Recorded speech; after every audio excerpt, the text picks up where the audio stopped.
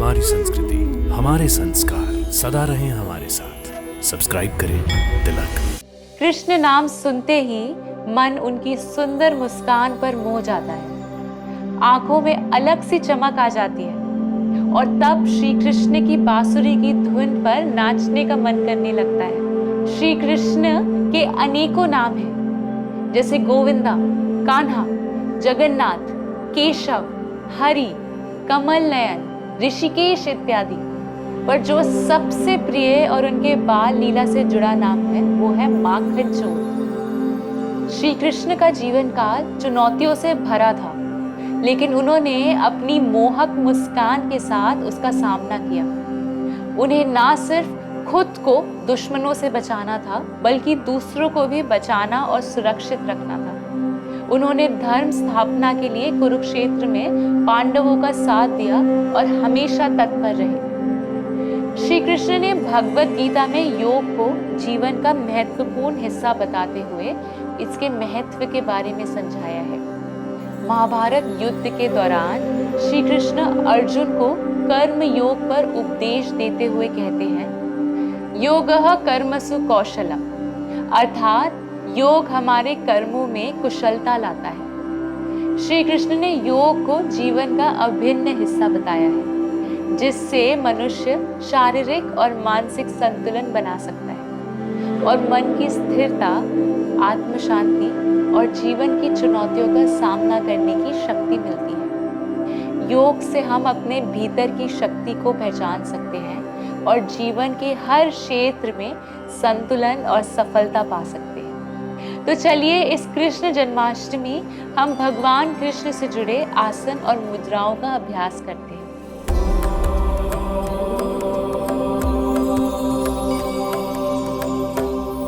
हमारा पहला आसन है नटवर आसन। नटवर भगवान श्री कृष्ण का संस्कृत नाम है।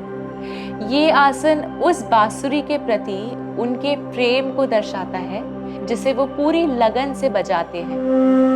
मनमोहक बांसुरी संगीत भगवान का एक ध्यान अभ्यास है। इस आसन में आध्यात्मिक आभा होती है, क्योंकि योग करने वाला देवता के सम्मान में तल्लीन हो जाता है। ये भक्ति योग का एक हिस्सा है। ये आसन तीसरी आंख चक्र को उत्तेजित करती है और शरीर के अन्य चक्रों को संतुलित करती है। चलिए अब हम अभ्यास की शुरुआत करते हैं। सबसे पहले हम ताड़ासन में खड़े होकर अभ्यास शुरू करेंगे। पैरों को जमीन पर रखकर और रीढ़ की हड्डी को स्ट्रेच्ड रखते हुए सीधे खड़े रहें। सांस छोड़ें और अपना बायां पैर जमीन से ऊपर उठाएं। बाएं पैर को इस प्रकार संरेखित करें कि वह दाहिनी एड़ी के पीछे लॉक हो जाए। बाईं पिंडली दाहिनी पिंडली पर है और टकिंग सॉफ्ट होनी चाहिए। आपका बायां घुटना बाईं ओर पॉइंट करेगा और बायां हिप थोड़ा खुलेगा। बाएं पैर की उंगलियां फर्श की ओर इशारा करती हैं। दाहिने हाथ को सामने की ओर छाती पर संरेखित करें ताकि दाईं हथेली बाएं कंधे के पास हो। बाईं भुजा को कोहनी पर सॉफ्टली मोड़ते हुए संरेखित करें। दोनों हथेलियों को इस प्रकार संरेखित करें जैसे कि आपने बांसुरी पकड़ रखी हो। छोटी और तर्जनी उंगली छत की ओर इशारा करती हैं और अन्य उंगलियां मुड़ी हुई हैं। अब अपने सिर को घुमाकर बाईं ओर देखें और संतुलन बनाने के लिए एक निश्चित बिंदु पर देखें। सांस लें और 10 से 15 सांस या अपनी क्षमता के अनुसार भगवान कृष्ण की मुद्रा में रहें।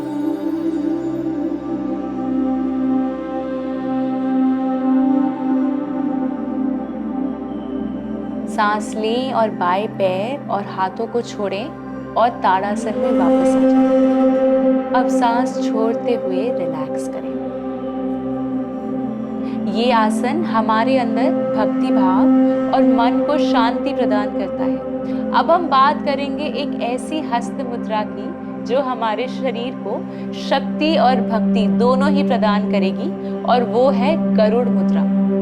गरुड़ मुद्रा शक्तिशाली पक्षी गरुड़ के पंखों का प्रतीक है, जो सभी पक्षियों के राजा माने जाते हैं। हिंदू पौराणिक कथाओं के अनुसार सर्वशक्तिमान भगवान विष्णु गरुड़ की ही सवारी करते हैं। इस मुद्रा को शक्ति और पराक्रम का प्रतीक माना जाता है। गरुड़ मुद्रा एक हस्त मुद्रा है, जिसे ईगल सील भी कहा जाता है। ये हमारी इम्यूनिटी पावर को बढ़ाता है और वायु दोष को संतुलित करने में मदद करता है। गरुड़ मुद्रा का अभ्यास हमारे अंदर पॉजिटिव एनर्जी लाता है। हाई बीपी, दिल के मरीज और गर्भवती महिलाएं इसका अभ्यास ना करें। चलिए अब हम गरुड़ मुद्रा का अभ्यास करते हैं। किसी भी स्थान पर अपनी गर्दन और रीढ़ को सीधा रखते हुए बैठ जाएं। उंगलियों को फैलाकर अपनी आंखें बंद कर लें और सामान्य रूप से सांस लेते हुए 2 से 3 सांसों तक इसी स्थिति में रहें। अब सांस अंदर लें, बाएं हाथ को ऊपर लाएं और अपनी हथेली को अंदर की ओर करके छाती या पेट के निचले हिस्से पर रखें। फिर दाएं हाथ को बाएं हाथ के ऊपर लाएं और अंगूठे को लॉक कर लें तथा अन्य सभी उंगलियों को भी फैला दें। बाज पक्षी के पंखों की तरह हथेलियों को खोलें। सीधे बैठे और अपनी आंखें बंद ही रखें और शुरुआत में लगभग 10 सांसों तक गरुड़ मुद्रा में रहें। सुनिश्चित करें कि आप अभ्यास के दौरान सहज महसूस कर रहे हैं और साथ ही अपने मन को शांत रखें और मणिपुर चक्र और हृदय चक्र पर ध्यान केंद्रित करें। जारी रखने के लिए यदि आपने पेट से शुरू किया था तो आप इसे अब छाती पर रख सकते हैं या इसके विपरीत। चक्रों को ध्यान में रखते हुए नीचे से ऊपर की ओर शुरू करना सबसे अच्छा है। आप रोजाना इसे 5 मिनट के लिए कर सकते हैं।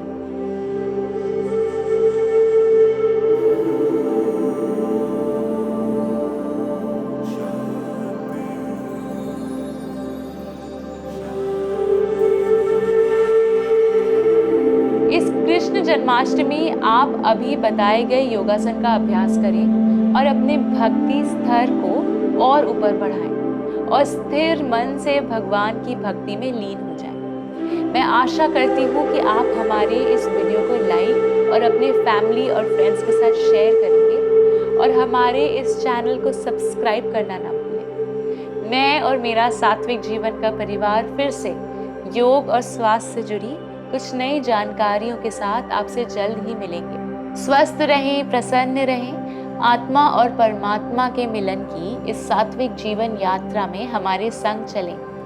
दिव्य शक्ति की कृपा हम सब पर बनी रहे। हरिओम तत्सत।